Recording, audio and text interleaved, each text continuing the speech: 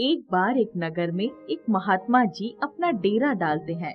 लोग उनके पास अपनी समस्याएं लेकर आते और महात्मा जी लोगों की समस्याओं का हाल अपनी सूझबूझ से देते। उसी नगर में भोला नाम का लड़का अपनी विधवा माँ के साथ रहता था। अपने नाम के अनुरूप ही भोला बहुत ही भोला और कुछ कम बुद्धि वाला था। उसकी माँ को हमेशा उसकी चिंता रहती।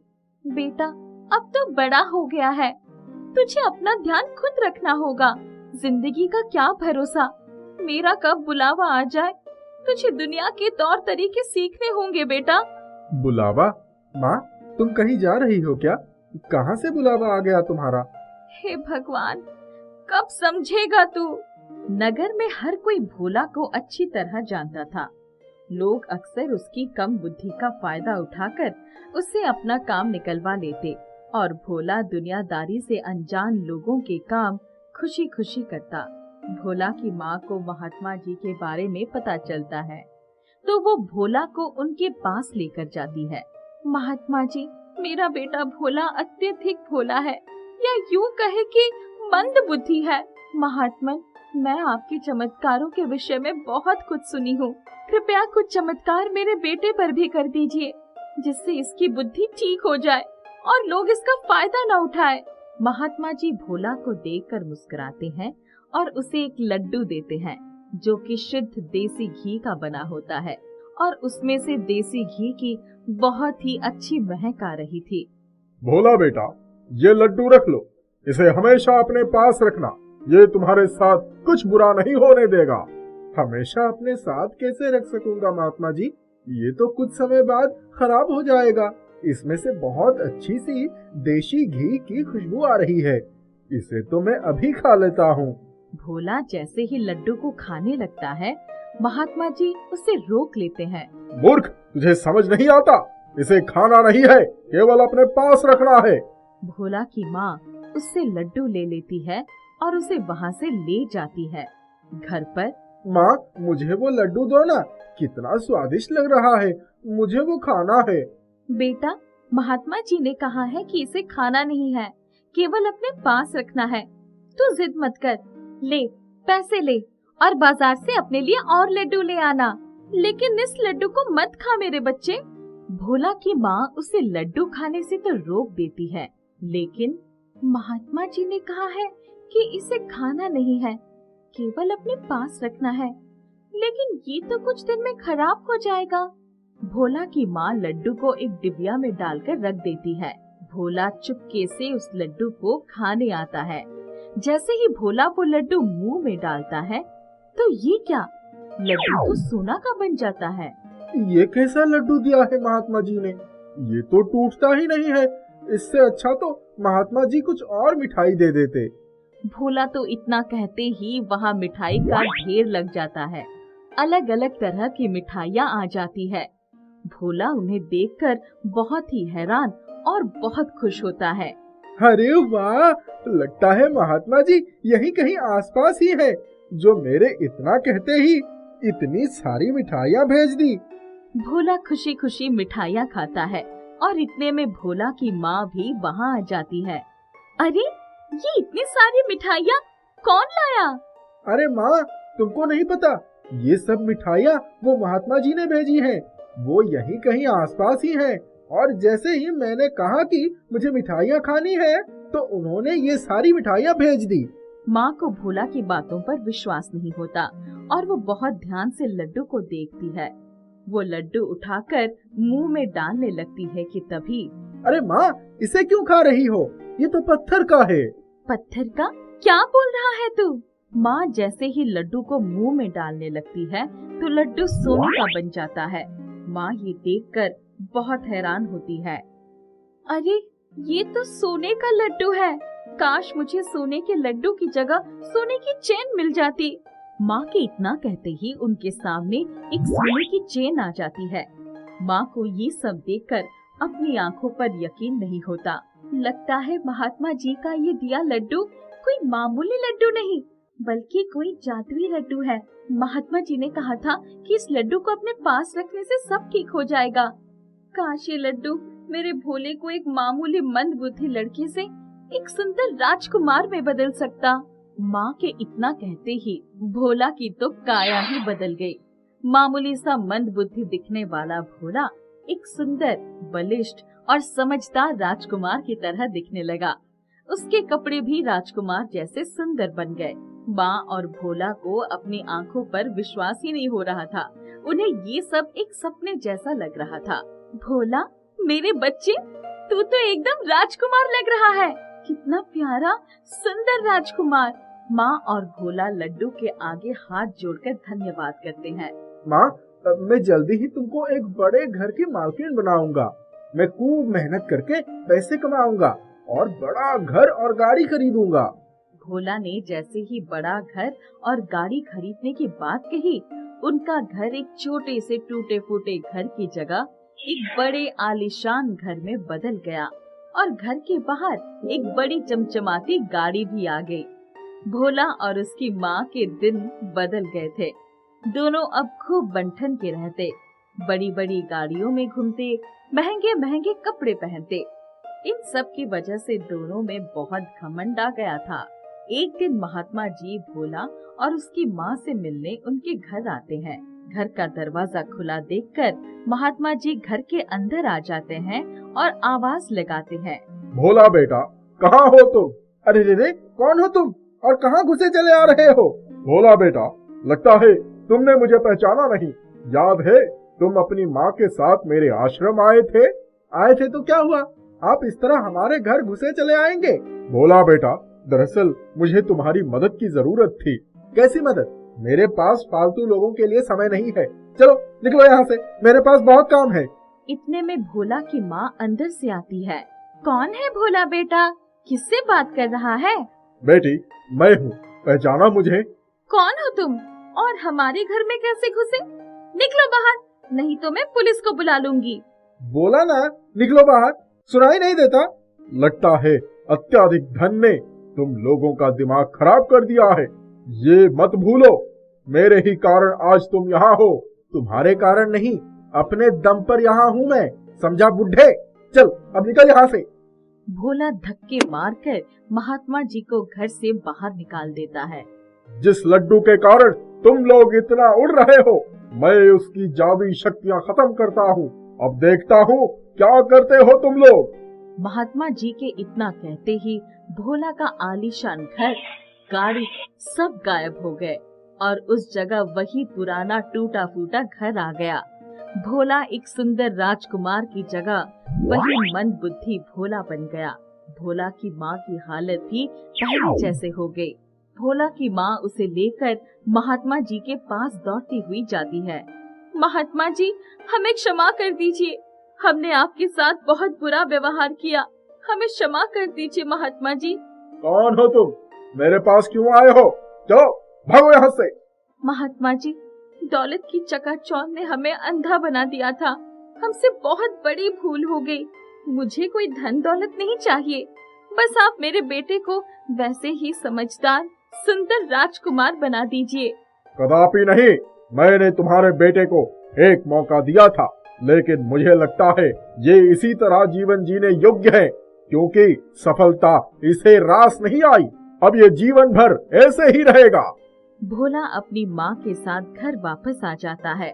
माँ को अपने किए पर बहुत अफसोस होता है, लेकिन अब कुछ नहीं हो सकता था। हर्षवर्धन डाइनिंग टेबल के पास आए और नाश्ते की टेबल लगाती पत्नी सुधा से, सुधा, आज के डिनर के लिए जो कुछ चाहिए बाजार से मंगवा लेना। मेरा बॉस एक बार खुश हो गया तो प्रमोशन के साथ साथ 2-3 दिन विदेश यात्रा भी मिल जाएगा। उसकी पत्नी का खास ख्याल रखना। हाँ, वो सब तो हो जाएगा, पर अम्मा को कहाँ रखेंगे? अगर वो खांसते हुए सारे मेहमानों के सामने आ गई तो बड़ी बेइज्जती हो जाएगी। अम्मा को खाना खिलाकर सुला देना। आपकी अम्मा इतनी जल्दी कहाँ सोती है? हर्षवर्धन ऑफिस के लिए निकल गए। सुधा पूरे घर को चमकाकर साफ करवा रही थी। लाली फर्श पर एक भी दाग नहीं होना चाहिए और बाहर गमले के सारे पौधे भी काट छांट कर साफ कर दो। भाभी, अम्मा को भी आज नहला दूं? कई दिनों से नहाई नहीं है। जा, सबसे पहले अम्मा को नहलाकर धूप में बाल सुखाने के लिए छत पर ही बैठा दे। लाली ने अम्मा को छत पर ले जाकर रगड़ रगड़ कर नहलाया, बालों को शैम्पू से धोया और धूप में ही चारपाई पर बिठा दिया। लाली, जरा एक कप चाय बना दे, अदरक वाली, बड़ी ठंड लग रही है। जी अम्मा, अभी लाई। लाली नीचे चली गई। अम्मा पूरी दोपहर चाय का इंतजार करती रही, पर चाय नहीं आई। लाली नीचे गई तो रसोई के काम में उलझ गई। चाय की बाट जोते जोते अम्मा की आंख लग गई। 3 बज रहे थे, हवा भी सर्द हो गई थी। सुधा पार्लर से लौटी तो अचानक, लाली, अम्मा ऊपर ही है क्या? उन्होंने खाना खाया कि नहीं? अरे भाभी, मैं तो बिल्कुल भूल ही गई, अभी जाती हूँ। अम्मा ने तो चाय भी मांगी थी, कह रही थी ठंड लग रही है। लाली सीढ़ियाँ चढ़ती हुई छत पर गई तो अम्मा चारपाई पर बैठी कांप रही थी। अम्मा, क्या हुआ आपको? बड़ी ठंड लग रही है। लाली अम्मा को सहारा देकर नीचे ले आई। लाली, आज अम्मा का बिस्तर नीचे मेरे पेंटिंग वाले कमरे के बगल में जो कैमरा है वही लगा दे। पर भाभी, वहाँ तो कबाड़ रखा है। अरे आज भर ही तो रहना है, कल ऊपर ले आएंगे। लाली ने अम्मा को नीचे कमरे में शिफ्ट करके खाना दे दिया। अम्मा, आज देर हो गई है, आप खाना खा लीजिए, थाली बाद में ले जाएंगे। आज मेहमान आने वाले हैं, सारी तैयारी भी करनी है। अम्मा टुकुर टुकुर लाली की तरफ ताकती रही थी। पूछने का साहस न था कि क्या क्या पकवान बनाए जा रहे हैं। सुधा ने सुना था उसके बॉस और उसकी पत्नी बड़े ही मॉडर्न हैं, इसलिए सुधा को भी पार्लर जाकर कुछ हेयर स्टाइल करवाना पड़ा था। घर लौटी तो, सारा खाना तैयार हो गया है ना? तो सारी प्लेट्स और कांटे छुरी पोंछ कर लगा दे, एक भी दाग नहीं होना चाहिए। भाभी, आप तो ऐसे परेशान हो रही है जैसे पहली बार कोई खाने पर आ रहा है। हाँ, इस बार साहब के बॉस आने वाले हैं ना, हर बार तो साथी दोस्त होते हैं। अच्छा जल्दी कर तू, सलाद भी काट ले। सिर्फ कचौरियाँ खाने के टाइम बनेगी, 5 बज गए हैं, 7:30 बजे तक लोग आ जाएंगे। जी भाभी, मैं इधर देख लूंगी, आप जाकर तैयार हो जाइए। सुधा अपने कमरे में तैयार होने चली गई। 6:30 बजने वाले थे। हर्षवर्धन आ गए थे। सुधा पर नजर पड़ते ही आंखें झपकाना भूल गए। लहरिया पिंक साड़ी में सुधा बेहद खूबसूरत लग रही थी। सारा दिन तो खुद की तैयारी में ही लगे होंगे, खाना वाना अभी बनाया है कि नहीं? जी जनाब, सब कुछ रेडी हो गया है। अम्मा कहाँ है? नीचे मेरे कमरे के बगल वाले कमरे में है। हर्षवर्धन सीढ़ियाँ उतरकर सीधा अम्मा के पास ही पहुँच गया। भैया, हमको तो बरेली ही भेज दो, हम यहाँ नहीं रहेंगे। अम्मा, क्या मुसीबत है? ये कौन सा समय है इस तरह की जिद करने का? जाना है तो कल भेज देंगे। दरअसल इस घर की साज सज्जा में मैं कहीं फिट नहीं बैठती हूँ। लगता है अम्मा ने सुबह की बातें सुन ली हैं। कैसी बातें करती हो अम्मा? क्यों नहीं फिट बैठती हो? सब अपने माँ बाप को फेंक थोड़ी ना देते हैं। फिर यहाँ तुमसे मिलने कोई नहीं आएगा ना, हम तुम्हें बुलाएंगे ऊपर, आराम से बैठो। हर्षवर्धन ने इस झमेले को खत्म करने में ही भलाई समझी। 5 वर्ष पहले बाबूजी के मरने के बाद अम्मा को बरेली से यहाँ लेकर आ गए थे। यश भाई साहब के कहने पर बरेली की कोठी तो कब की बिक गई थी। भाई साहब ने तो अपना हिस्सा लेकर पलट कर भी नहीं देखा था कि अम्मा कैसे हैं। फिर बरेली में था ही क्या जहाँ अम्मा को छोड़ आते। 7:30 बजे मेहमान आ गए थे। पहले चाय का दौर चला, फिर कुछ देर पत्ते खेले गए। 9 बजे सुधा ने सूप की ट्रे पेश कर दी। उसके हाथ की बनाई पेंटिंग्स, पर्दों का डिजाइन, साफ सफाई और घर की साज सज्जा देखकर बंगाली बॉस की पत्नी सुनंदा तो सुधा की दीवानी हो गई थी। आपनार हाथेरी पेंटिंग गुलो तो खूबी सुंदर। आपने गुलो कोथाय पेंटिंग करें? नीचे मेरा एक पर्सनल रूम है, फ्री होकर वही बैठकर पेंटिंग बनाती हूँ। आपको इतनी पसंद आई तो मैं आपके लिए भी बना दूंगी। थैंक्स सुधा। अम्मा आज मगन थी कि सुधा ने हर बार की तरह बढ़िया बढ़िया खाना बनाया होगा। गरम गरम कचौड़ियाँ तो मैं आलू टमाटर की रस्से वाले सब्जी से खाऊंगी, पुलाव कोफ्ते से खा लूंगी, खीर सबसे बाद में खाऊंगी। ऊपर सब खाना खाने बैठ गए थे। लाली उदड़ की कचौरियाँ देसी घी में बना रही थी। खुशबू पूरे घर में फैल गई थी। कचौरियाँ की स्वाद याद आते ही मुंह में पानी आ रहा था। इंतजार की हद हो गई थी। रात को 11 बज रहे थे। अम्मा भूखी बैठी थी। 2 कचौड़ियाँ ही दे जाती, तो दवा खा लेती मैं। लगता है सब लोग भूल गए मुझे खाना देने। खाना खाकर सब लोग जाने लगे। अचानक, मिसेस हर्षवर्धन, जरा अपना पेंटिंग्स वाला रूम दिखाइए ना प्लीज। सुधा अपने रूम का नाम सुनते ही अचकचा सी गई। बगल में ही अम्मा का कमरा ही है, कहीं कोई मुसीबत न खड़ी कर दे। बिल्कुल देख सकती है, पर एक बार मुझे नीचे जाना होगा, मैं अभी आई। सुधा अम्मा के कमरे में गई तो वो जगी हुई थी। अब खाना लेकर आई हो? मैं तो सोच रही थी आज भूखी ही रह जाऊंगी। नहीं अम्मा, मेहमान अभी भी है, मैं कमरा बाहर से बंद कर रही हूँ, आप उनके जाने के बाद खा लेना। बगल वाले कमरे में मेहमान मेरी पेंटिंग देखने आ रहे हैं। इतना कहकर वो ऊपर चली गई। हम आपका पेंटिंग रूम देख सकते हैं सुधा जी? हाँ हाँ चलिए। सुधा सबको अपने कमरे में लेकर गई। सुनंदा उसकी खूबसूरत पेंटिंग्स देखकर बहुत प्रशंसा कर रही थी, बल्कि एक पेंटिंग को तो उन्होंने इतना सराहा कि सुधा को कहना पड़ा कि ये आप ले लीजिए। अम्मा का कमरा बगल में ही था। अचानक, रुको, कहीं किसी के सिसकने की आवाज सुनाई पड़ रही है ना? हाँ, मुझे भी लगता है अम्मा मरवाएंगी आज। सुधा ने अम्मा का कमरा खोल कर देखा तो अम्मा की आंखों से आंसू की धारा बह रही थी। वो रोती जा रही थी, रोते रोते सिसकियां भी लेती जा रही थी। क्यों रो रही हो? आज शुगर मचा रखा है। सुधा के पीछे पीछे सुनंदा, उनके पति और हर्षवर्धन भी वहाँ पहुँच गए। भूख लगी थी, नींद आ रही है। ये कौन है? आपका काम वाली? हाँ, आजकल बीमार चल रही है। क्षमा करना सुधा, तुम पर भरोसा करके मैंने तो बहुत बड़ी गलती कर दी। मेरी माँ की इस दशा का जिम्मेदार मैं ही हूँ। मुझे खुद अपनी माँ का ध्यान रखना चाहिए था। वो इस घर की मालकिन है। अगर उसके हिस्से के पैसे लेकर हमने ये घर ना बनाया होता तो आज वो भी कोठी में राज कर रही होती।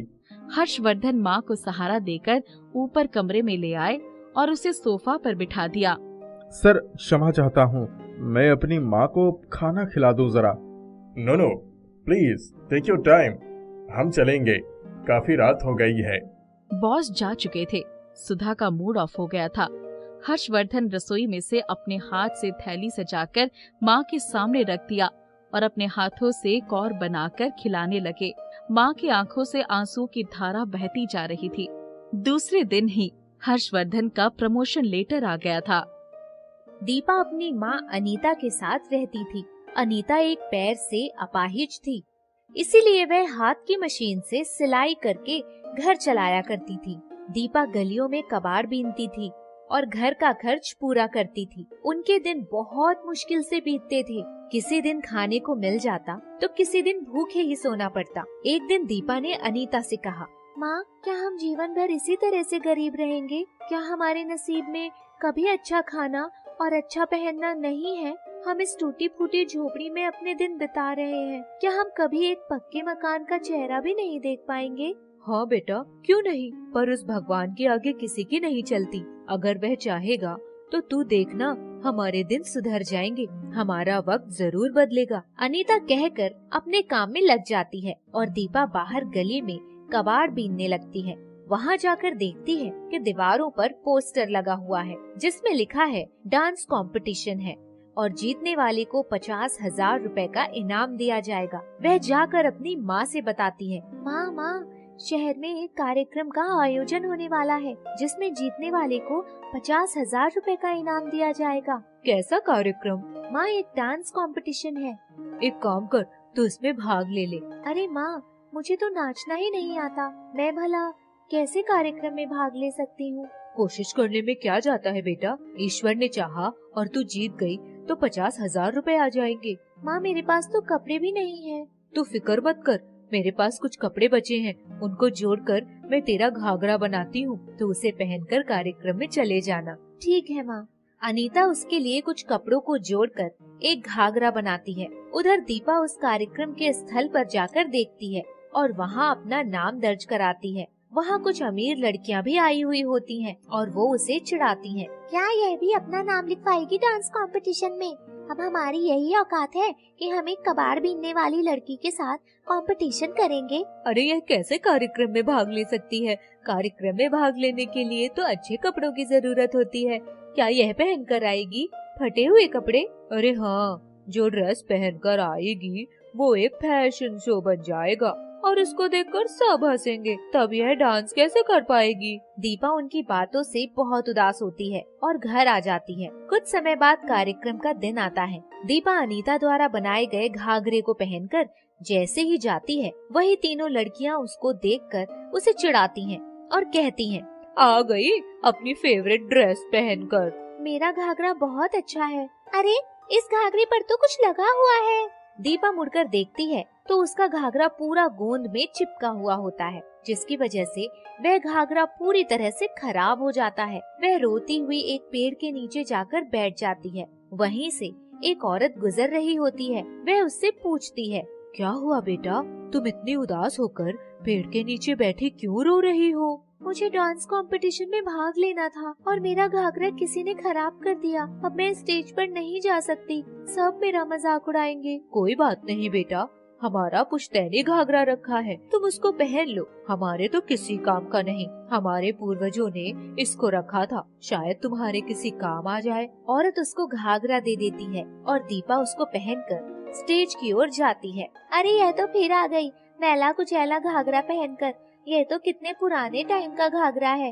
काश ये घाघरा एकदम नया और चमकदार होता तो कितना अच्छा होता। तभी घाघरा एक नए डिजाइन में बदल जाता है और दीपा उसमें बहुत ही खूबसूरत दिखने लगती है। दीपा जैसे ही स्टेज पर जाती है, उसके पैर अपने आप थिरकने लगते हैं और वह डांस करने लग जाते हैं, जिससे वह प्रथम आती है और प्रथम आने पर 50,000 रुपए का इनाम लेती है। वहीं दूसरी तरफ एक लड़की उसका घाघरा खराब करने के लिए जैसे ही पानी फेंकती है तो दीपा सोचती है कि वह पानी उस पर ना गिरे और वह पानी उसी लड़की पर गिर जाता है और एकदम वैसा ही होता है। वह खुशी खुशी अपने घर आती है और माँ को सारी बातें बताती है। अनीता बहुत खुश होती है और उसको बहुत सारा आशीर्वाद देती है। माँ 50,000 तो मैंने कमा लिए, बस एक बार आपका पैर ठीक हो जाए, मुझे बहुत खुशी होगी। तभी अचानक क्या होता है कि अनीता अपने पैरों पर चलने लगती है। दीपा और अनीता आश्चर्यचकित हो जाते हैं। तभी उसको एहसास होता है कि जब से यह घाघरा मिला है कुछ अलग हो रहा है।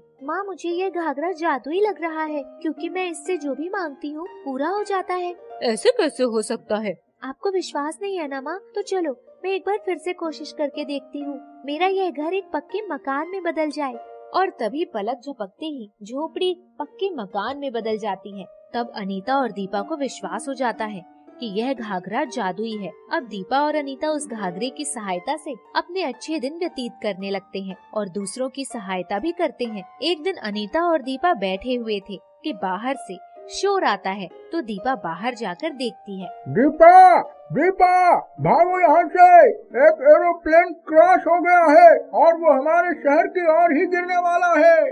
दीपा उस घाघरे की ओर देखती है और कहती है, घाघरे, अगर तुम सच में जादुई ताकत रखते हो तो इस हवाई जहाज को जमीन पर आने से रोक दो और इसके यात्रियों को सुरक्षित बाहर निकालो। पलक झपकते ही घाघरा एक बड़ी चादर में बदल जाता है और जहाँ वह प्लेन आकर गिरता है उसी जगह पर रुक जाता है। उस चादर से सभी यात्री आराम से जमीन पर आते हैं। कोई भी यात्री गंभीर रूप से घायल नहीं होता है। सभी अपनी जान बचाकर नीचे आ जाते हैं। शहर के सभी लोग उसकी समझदारी की तारीफें करते हैं। पर वहीं दूसरी ओर तीनों लड़कियों को दीपा के जादुई घाघरे के बारे में पता चल जाता है। वह उसे चुराने के लिए एक रात को आती हैं और जैसे ही उस घाघरे से बोलती हैं, जादुई घाघरा, मुझे बहुत खूबसूरत बना दो।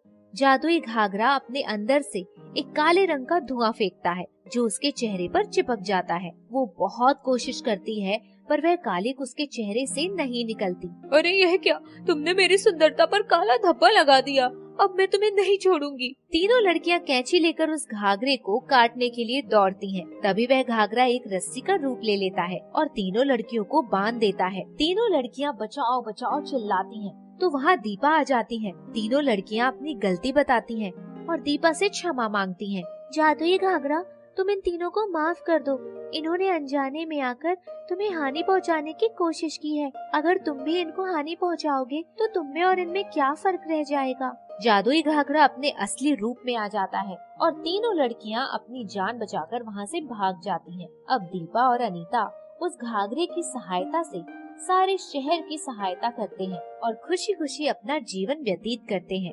सीतापुर नाम के गांव में दो दोस्त अमर और किशन रहते थे। अमर की एक बेटी थी मुन्नी। अमर की पत्नी का देहांत मुन्नी के बचपन में ही हो गया था।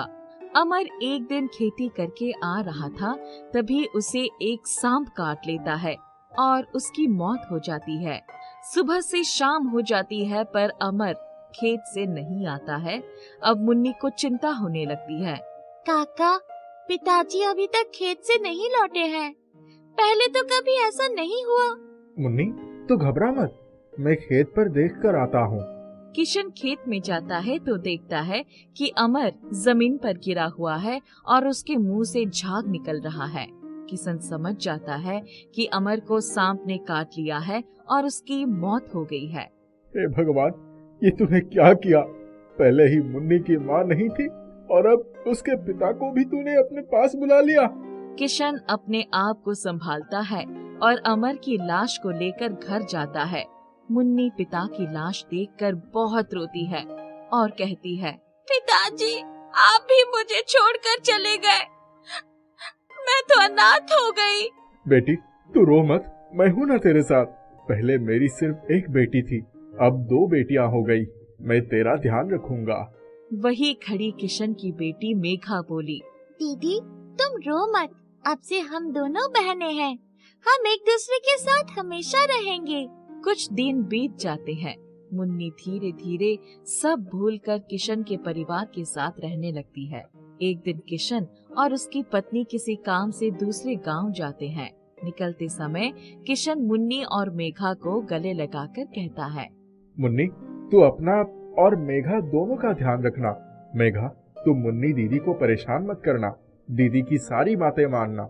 एक बात और, मुझे और तुम्हारी माँ को आने में रात हो जाएगी तो तुम दोनों घबराना मत। मुन्नी और मेघा दोनों एक दूसरे का ख्याल रखने का वादा किशन से करती है। किशन अपनी पत्नी के साथ दूसरे गांव चला जाता है। बस में कुछ डाकू आ जाते हैं और किशन और उन लोगों से सामान छीनने लगते हैं। इसी छीन झपटी में किशन और उसकी पत्नी को चाकू लग जाता है और दोनों की मौत हो जाती है। उधर रात होते ही, दीदी, माँ और पिताजी अभी तक नहीं आए। अब तो काफी रात हो गई है। मन ही मन मुन्नी भी डर रही थी, पर हिम्मत दिखाते हुए बोलती है, तू घबरा क्यों रही है? वो आ जाएंगे। रात से सुबह हो जाती है, पर दोनों में से कोई भी नहीं आता है। तभी एक गांव वाला चिल्लाते हुए आता है और कहता है, अरे गजब हो गया, किशन भैया और उनकी पत्नी को डाकू ने मार डाला। ये सुनकर तो दोनों बहनें जोर जोर से रोने लगी। तभी सामने पड़ोस में रहने वाली एक औरत आई और बोली, ये मुन्नी तो है ही मनहूस, पहले अपने माँ बाप को खा गई, अब बेचारी मेघा के माँ बाप को भी खा गई। तभी वहाँ खड़ी एक और औरत बोली, मैंने तो मना किया था किशन भैया को कि इस मुन्नी को अपने घर में ना रखें, पर उन्होंने मेरी बात नहीं मानी। अब खुद की बेटी भी अनाथ हो गई। अब दोनों बहनें अनाथ हो गई थी। कोई भी गांव वाला मुन्नी को गांव में काम नहीं देता है। गांव वाले मुन्नी को गांव से बाहर निकाल देते हैं। दोनों बहन गांव के बाहर आ जाती है। दोनों बहुत थक जाती है और कई दिनों से दोनों ने कुछ नहीं खाया था। दीदी, मुझे बहुत भूख लगी है। मुन्नी की आंखों में आंसू आ जाते हैं और मैंने काका से वादा किया था कि मैं मेघा का ध्यान रखूंगी। तभी मुन्नी को एक ढाबा दिखता है। मुन्नी ढाबे के पास जाती है और, काका, आपके पास कुछ खाना है तो मुझे दे दो, मेरी छोटी बहन बहुत भूखी है, मैं कुछ भी कर लूंगी। ढाबे वाले के यहाँ बर्तन धोने वाला उस दिन आया नहीं था, इसलिए ढाबे वाले मुन्नी को बर्तन धोने का काम देता है। बदले में उसे और उसकी बहन को पेट भर खाना दे देता है। शाम होते ही, दीदी, शाम होने वाली है, थोड़ी देर में रात हो जाएगी, हम कहाँ जाएंगे? अब हमारे पास तो घर भी नहीं है और इस गांव में हमें कोई जानता भी नहीं है, कोई हमारी मदद भी नहीं करेगा। दोनों बहनों की बात ढाबे वाला सुन रहा था। ढाबे वाले को दोनों पर दया आ जाती है और, तुम दोनों मेरे साथ मेरे घर चलो, आज रात वहीं गुजार लेना। दोनों बहन ढाबे वाले